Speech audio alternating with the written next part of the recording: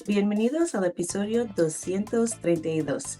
Welcome to episode 232 of the Learn Spanish con Salsa podcast. Today, we are looking at a song that has been years in the making. So for over a decade now, fans have been asking, pleading, even begging for the biggest stars of bachata to release a song together. And they finally did it. Romeo Santos and Prince Royce just dropped a surprise joint album, Better Late Than Never. It's also key that we're looking at this during this episode of the podcast because a lot of you have been asking for new episodes. So I say better late than never. We're going to break down the lyrics to the title track. Now, it's a song about asking for forgiveness, admitting mistakes, and the hope that it isn't too late to fix a relationship. Entonces, vamos a empezar. Let's get started. Bienvenidos. Welcome to the Learn Spanish con Salsa podcast. Here's your host, certified language coach, Tamara Marie. Before we get into the lyrics, remember, you can find the official music video and the full lyrics and translations of the song on our show notes page at learnspanishconsalsa.com/232 for episode 232 of the podcast. All right, so let's get into it. The song begins with an intro, and it's really Romeo Santos and Prince Royce going back and forth through the whole song. So the first line starts off with Romeo Santos, and he says, Yo te abro las puertas de mi corazón, sin miedo. Yo te abro las puertas de mi corazón, sin miedo. So this means I open the doors of my heart to you without fear. So if I was to just say, Yo abro las puertas de mi corazón, I'd be saying, I'm opening the doors to my heart. But he says, Yo te abro. So he's really saying, I opened my heart to you. So remember that te usually is like a to you, for you kind of thing. So yo te abro las puertas de mi corazón sin miedo. And that just means without fear. So here he's really setting the stage for the song that he has nothing left to hide. Then it says, Así verás el cambio tan genuino en mi interior. Así verás el cambio tan genuino en mi interior. So this is Prince Royce. So again, they kind of go back and forth each line. So this means, so you will see the change so genuine inside of me. And you probably noticed genuino is a cognate.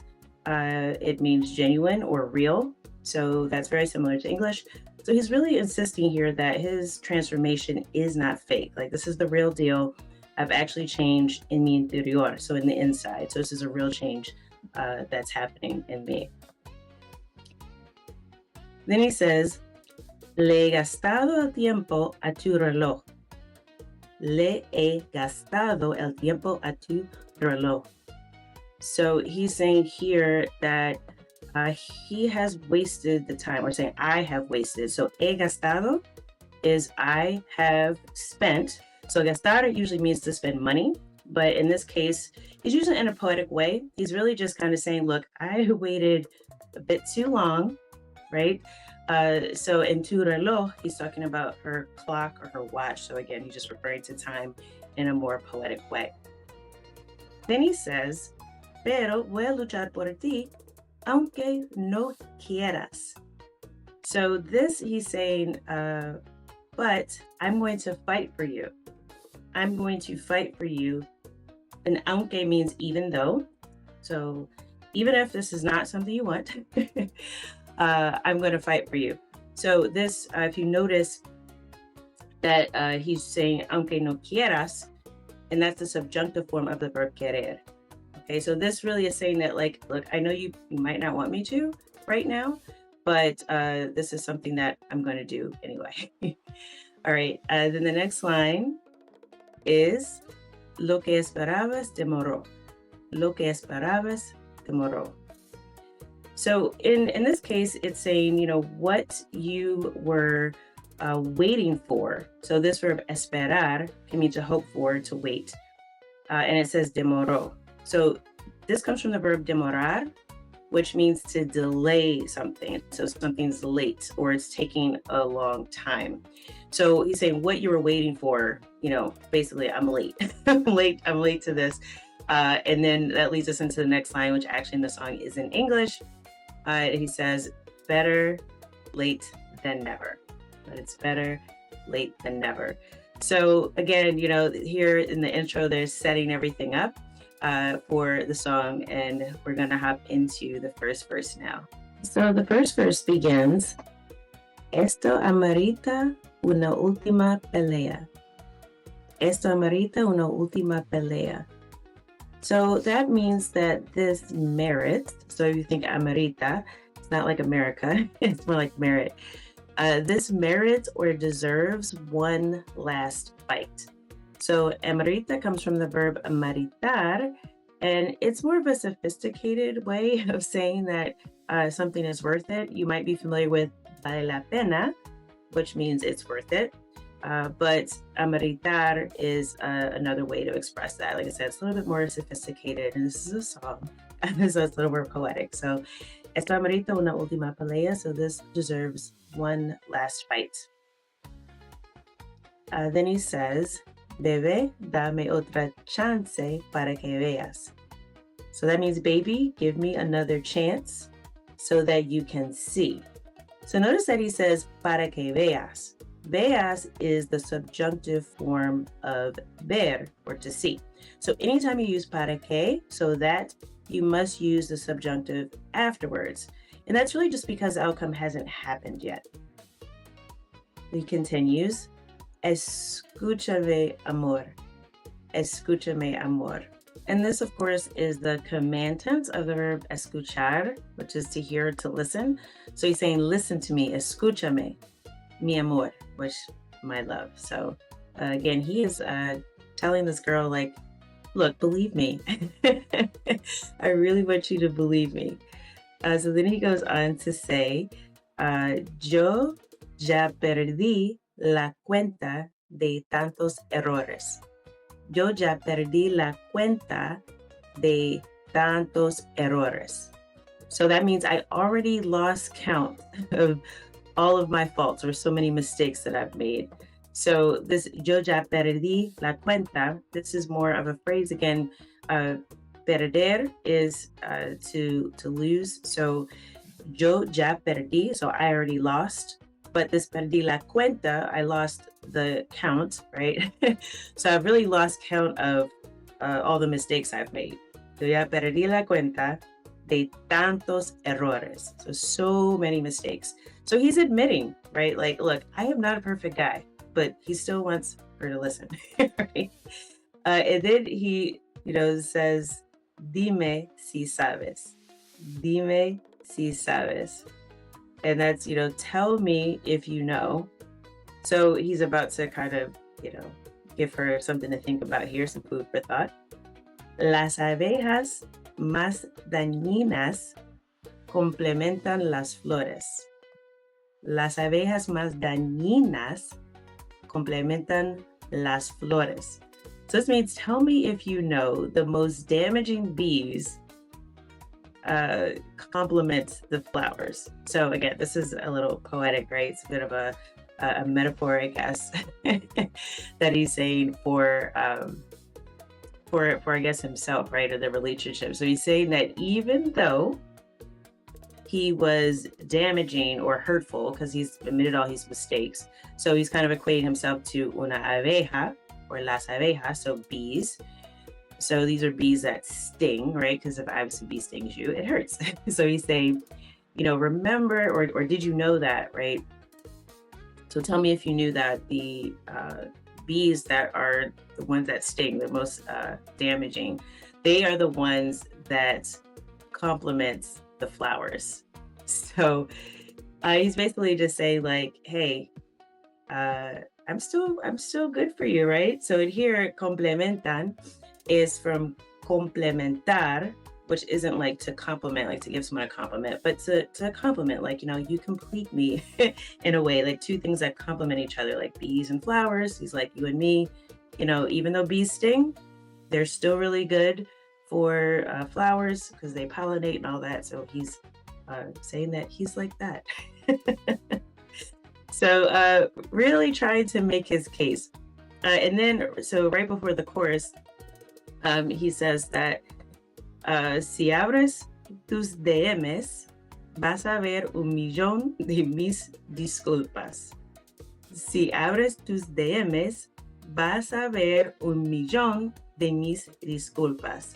So he's like, if you open your DMs, you are going to see a million of my apologies. So even in Spanish, use the term DMs. So if you know the alphabet in Spanish, of course, that's DM. So DMs is like DMs. And, you know, that means obviously direct messages, or you might also hear sometimes people say mensajes directos, but that's probably not as common. You might just hear people say mensajes or DMs. All right. So he's apologized a lot. He's been in her DMs. Then he says, y ya que me bloqueaste,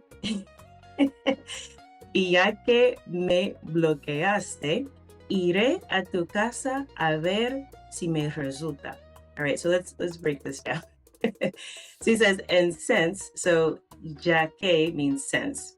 And since me bloqueaste, that means you blocked me. So bloqueaste sounds a little Spanglish, right? But it comes from the verb bloquear, which is to block. And this is obviously a verb you'll need to know for social media. So if you are on social media and you no longer want to hear from someone, then you can block them. So he's saying, since you blocked me, me bloqueaste, iré a tu casa. So I will go to your house. Don't know if this is a good idea. A ver si me resulta. A ver si me resulta. All right, this one's kind of interesting. So this iré obviously is the future tense of the verb ir in the first person. So I will go to your house.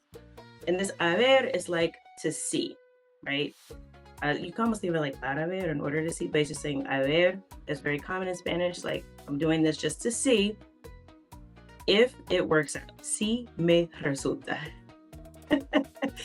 So this verb resultar is kind of interesting because it does sound like results in English, but it's more like to result in, or saying like how something will work out. So he's saying like he's gonna go to her house to see how things turn out. And this si me resulta is like how things turn out for me. So that me in this case, he's saying for me. So how it works out for me. So he's gonna take a chance, right? He's like, look, you blocked me on social media, so I'm just gonna show up at your house. We're not gonna say that he's a stalker yet, but I mean, if someone just kind of shows up at your house and you block them on social media, I don't know. But he's very confident, right? Versus both Romeo and Prince Royce, very confident. All right. So then it goes on to the chorus where he says, no digas nada, que ya cambié mi corazón, que ya cambié mi corazón. And this is the main sort of refrain of the song, right? The chorus, saying, you know, don't say anything, no digas nada. And this, que ya que cambié mi corazón, he's saying, because or for, I've already changed my heart. So he's saying like, look, don't say anything, right? He gets to her house, obviously, I guess she opens the door. Don't say anything. Que ya cambié, I've already changed mi corazón. So he's really trying to say, like in the beginning, I have made a real heartfelt change from the inside. I know I've messed up, but this time, if she wants to believe him, it's her choice. This time I've changed, all right? And then they both are kind of singing together in the chorus, but then it says, y te presento esta versión de un hombre renovado. De un hombre renovado. So he's saying here, and I present to you, or I'm introducing you. So this is just how I think of it. I think of like Jay-Z, not a fan of Jay-Z, but it's that allow me to reintroduce myself line that he says. So that's basically what he's saying, like, y te presento esta versión de un hombre renovado. So I'm presenting to you this new version of me. I am reformed. So renovado kind of sounds like renovated in English, right? But you can think of it like I'm reformed, right? Like I'm renewed. I've really changed. So, un hombre renovado, I'm a changed man. I'm introducing you to this new version of me. I'm a changed man. And then from there, we go to the title of the song, this time in Spanish. So the name of the song you'll find in English, Better Late Than Never. But in the chorus, then it says, Mejor tarde que nunca. Mejor tarde que nunca. So that's a literal translation of better late than never in Spanish. So this is also a great phrase because we'll say this in English, right? If someone comes up to you like, oh, well, better late than never, right? So mejor tarde que nunca is something you can really use. But anyway, yeah, so he's saying, look, I know I've messed up, but hey, now I've changed and better late than never. So at least I finally was able to make a real change. Please take me back. And then it says, tú lo anhelabas, por fin maduré cuando te perdí. All right, so this comes from the verb, which means to yearn for, right? It's a very strong desire. So this is the verb anhelar, and this is actually the past tense of the imperfect for the tu form, okay? So basically he's saying this is something you used to yearn for. You really wanted this. You have been wanting this for a while, something you would really want for me, right? You wanted me to change. So it's kind of like you used to want me to change, or something you had been wanting in the past, right? Por fin. So this por fin is finally, all right? So, and just a little quick note here. So when you hear por fin, it's like the sense of like, oh my gosh, finally. If you hear finalmente, which is finally, that's more of just kind of saying a sequence of events. It's like, okay, this happened, and this happened, y finalmente, this happened, right? Finally, this happened. Sort of like at the end. But when you hear por fin, it gives that more like, oh, finally, right? So there is a difference there in Spanish. In English, we have the same word, but in Spanish, those are two distinct things. So he says, por fin maduré. Okay, so I matured, all right? So that comes from the verb where to mature, madurar. Okay, so I finally matured. Cuando te perdí. Cuando te perdí. So when I lost you. So I guess like she left him, right? So they broke up after all his errors. I mean, she did block him on social media. But what he's saying is, look, since I lost you, I finally matured, right?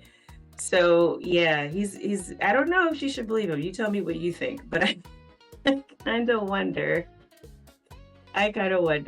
Then it says, quizás te verás más bella sin mí. Quizás te verás más bella sin mí. So maybe you'll be better off without me, basically, right? Te verás más bella. It's more like you'll look better. You look more beautiful without me. But things basically like, you know, I don't know if you've ever been in a relationship and it's been very stressful. So you might just be thinking of like, wow, you look good. What happened to you? It's like, oh, well, all that stress of dealing with that guy that has sent me a million messages apologizing for things he did wrong, no longer with him, feeling a bit lighter. So yeah, but then again, making the case still, and they're saying this together because both Romeo and Royce, no olvides, don't forget, más vale tarde que no hacerlo nunca. No olvides, más vale tarde que no hacerlo nunca. So no olvides is don't forget, right? And we're still using that más vale tarde que nunca, but we're adding a little bit of emphasis this time. So here at the end of the course, we're saying, look, más vale tarde que no hacerlo nunca. So we're saying it's better late than not doing it at all, or never doing it. So just kind of adding in a little bit more emphasis than no hacerlo. All right, so then he says, tu amiga dice que tienes pareja. Tu amiga dice que tienes pareja. Okay, so he's got some dirt, right? He says, look, your friend tells me that you are in a relationship now, that you have a partner, you know? So yeah, I don't know. I think boundaries are a thing here, right? Because basically, she's blocked him on Instagram, and he's still begging and pleading, claiming that he's changed, and then shows up at her house when he knows that she is in a relationship. So, I don't know, but this is bachata. It's meant to be dramatic, but you have to decide if you would you would kind of take this kind of person back. Y se burla de mí. Y se burla de mí. So this is something like, and he's like making fun of me or he's mocking me, right? The fact that you're with this other guy, it's almost like it's making a fool out of me. So they say burla de mí. Ah, wow, I don't know. And then he says, Ojalá el rumor no sea cierto. Ojalá el rumor no sea cierto. Ay, ay, ay. So, ojalá, so it's like, I hope that, right? And anytime you hear ojalá, again, you know that you're going to most likely be hearing the subjunctive to follow that. So he says, el rumor no sea cierto. So sea, that's the subjunctive form of the verb ser or to be. So he's saying, I hope this rumor isn't true, right? So hopefully the rumor is not true. So el rumor, obviously very, very similar to English, same spelling, just different pronunciation. And cierto is true or right, right? So I hope the rumor isn't true. Now, I don't know why he thinks it's a rumor because it's clearly coming from her friend. So I guess he's being very, very hopeful here.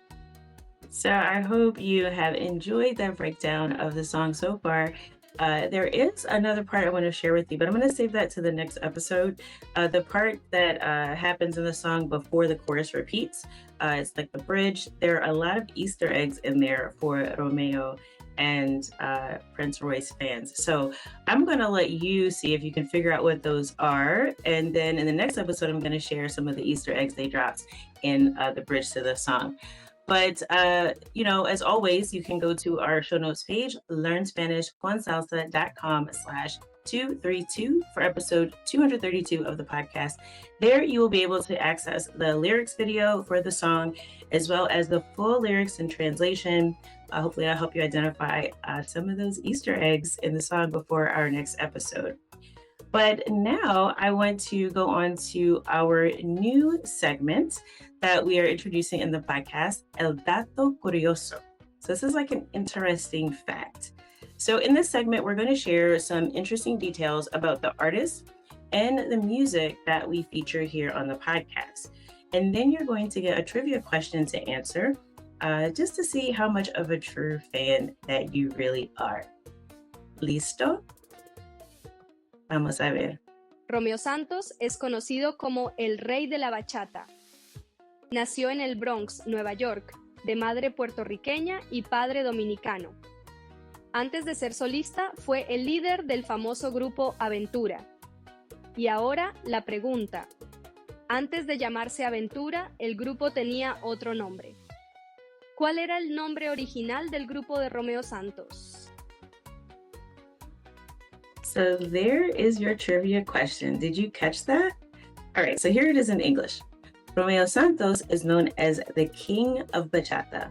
He was born in the Bronx, New York, to a Puerto Rican mother and a Dominican father. Before being a solo artist, he was the lead singer of the famous group Aventura, or Adventure in English. And the question was, before being called Aventura, the group had another name. What was the original name of Romeo Santos's group? If you think you know the answer, send me a DM or a DM on Instagram at LearnSpanishConSalsa, or you can email me directly at host@LearnSpanishConSalsa.com.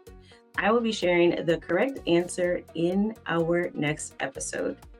Don't forget, once again, to check out the show notes page at learnspanishconsalsa.com/223, where you can watch the official music video and review the lyrics in the song. In our next episode, we're going to take a look at the lyrics that we learned today, and we're going to pull out the key vocabulary and phrases that you can actually use from the song in your own conversations. So make sure you're subscribed so that you are the first to know when we drop our next episode. If you have that answer to that trivia question without looking it up, you don't have to look it up. Send me a message and I will reveal it in the next episode. I hope that something that you heard in this episode of the podcast has helped you go one step closer from Spanish beginner to bilingual. Hasta la próxima. Thank you for listening to the Learn Spanish con Salsa podcast at learnspanishconsalsa.com.